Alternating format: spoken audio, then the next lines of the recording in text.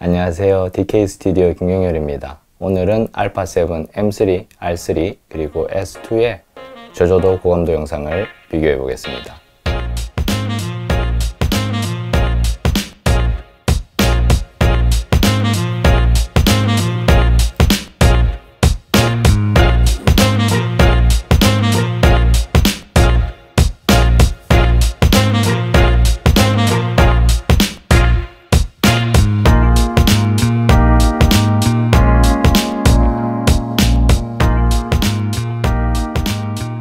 알파7 S2와 R3를 비교하는 실험은 제가 몇 번 해봤는데 이번에 새로 나온 M3가 워낙 고감도가 뛰어나다는 리뷰가 많아서 제가 한번 세 바디를 직접 비교를 해보려고 합니다. 세팅은 풀프레임 모드에서 4K 24프레임 영상으로 찍을 거고요.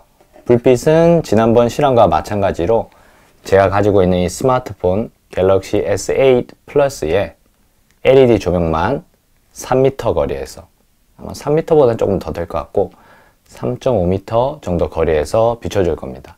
가까이서 비추면은 너무 빛이 강해지니까. 렌즈는 세 바디 다 자이지의 55mm f1.8 렌즈를 이용할 거고 24프레임 영상이니까 셔터 스피드는 50분의 1초로 고정하고 조리개는 f1.8 최대 개방에서 한번, f4에서 한번, 그리고 마지막으로 f8까지 조여서 한번, 이렇게 정확한 실험을 위해서 3번 조리개를 변경해서 비교를 해볼 겁니다. 사진으로도 뭐 비교를 해보면 좋겠지만 세 바디 모두 최고 화소가 다르고 리사이즈를 해야 되는데 리사이즈 하면서 노이즈 패턴이라든지 뭐 이런 게 좀 변할 수 있기 때문에 적정한 비교가 어려울 것 같아서 우선은 동영상으로만 비교를 해보겠습니다. 저번 실험을 했을 때 3D 동상보다는 책 표지에 있는 글자를 비교하는 게 차이가 잘 느껴지더라고요. 그래서 이번 실험에서는 3D 동상은 뭐 비교를 안 하고 여기 책에 있는 표지 글자만 찍어서 비교를 해보겠습니다. 참고로 영상에서 올릴 수 있는 ISO는 세 바디 모두 다른데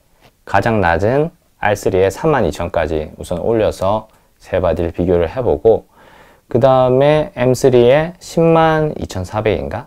거기까지 올려서 M3와 S2를 비교해 보겠습니다.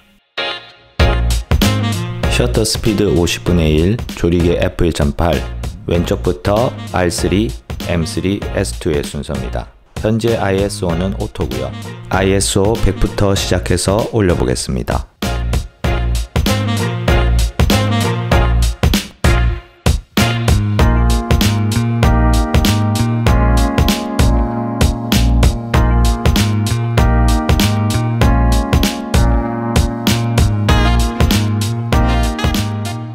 최대 개방에선 셋 다 비슷한 것 같고 ISO 5000 정도가 현실하고 가장 비슷한 적정 노출인 것 같네요.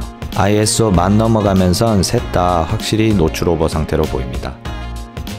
셋 다 ISO 32,000까지 올렸는데 이 상태에서는 너무 과노출이라서 비교는 의미가 없을 것 같고 적정 노출이라고 생각되는 ISO 5000에서 확대해서 비교해 보겠습니다.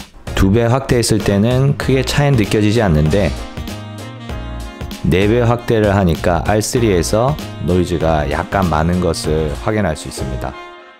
그래도 크게 티가 나는 정도는 아니고 M3와 S2는 거의 비슷한 것 같네요.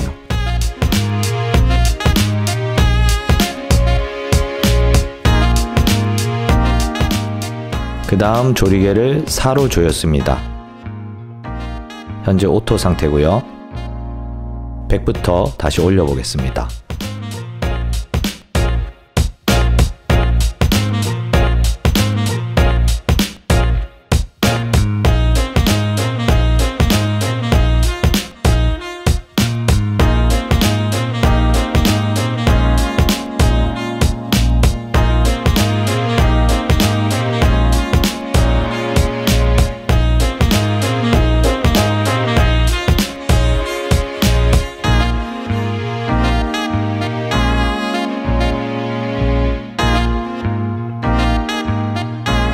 이제 R3의 한계점인 32,000까지 올렸고요. 바로 4배로 확대해서 노이즈 패턴을 보겠습니다. 셋 중에선 R3가 확실히 노이즈가 많이 끼고 M3와 S2를 비교해보면 S2가 확실히 밝기가 더 밝고 선여도도 더 좋네요.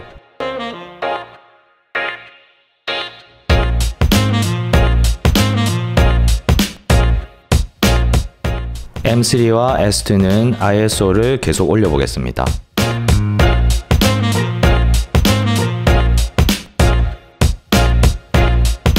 이제 M3의 한계점인 102,400까지 왔고요.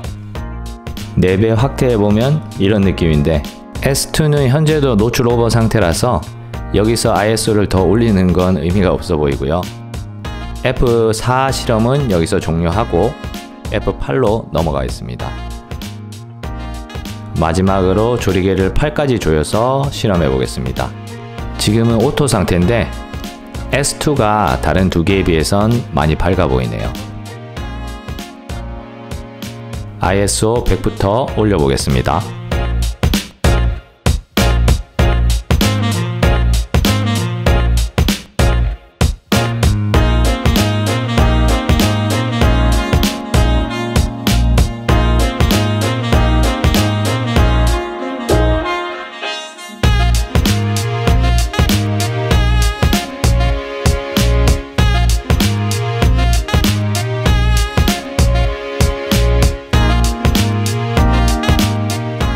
R3 한계인 32,000까지 왔고요.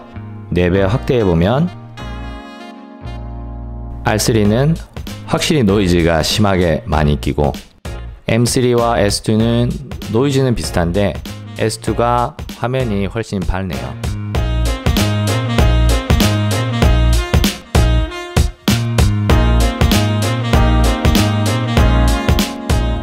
M3와 S2는 계속 ISO를 올려보겠습니다.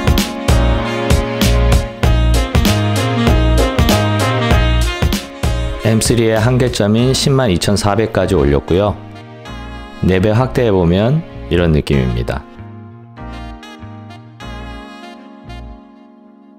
S2와 M3 모두 노이즈가 굉장히 심하긴 한데, 그래도 S2에서는 검은색 타원 안에 있는 클래식이라는 글자를 알아볼 정도는 되네요. M3는 거의 알아보기 어렵고요.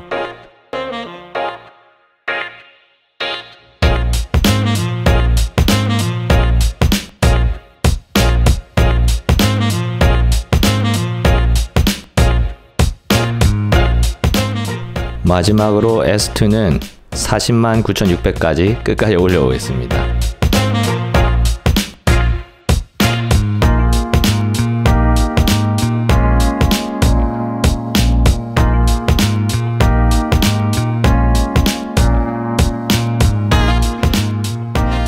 이상으로 α7 M3, R3 그리고 S2의 고감도 영상 비교를 해봤고요. 결과는 예상했던 대로 S2가 저조도에서 가장 좋았고, 그 다음이 M3, R3 순으로 나왔습니다. 사실 당연한 결과죠. 아무리 센서가 업그레이드 되었다고 해도 기본적으로 센서 크기가 똑같기 때문에 화소수가 높을수록 노이즈가 많이 생길 수밖에 없죠.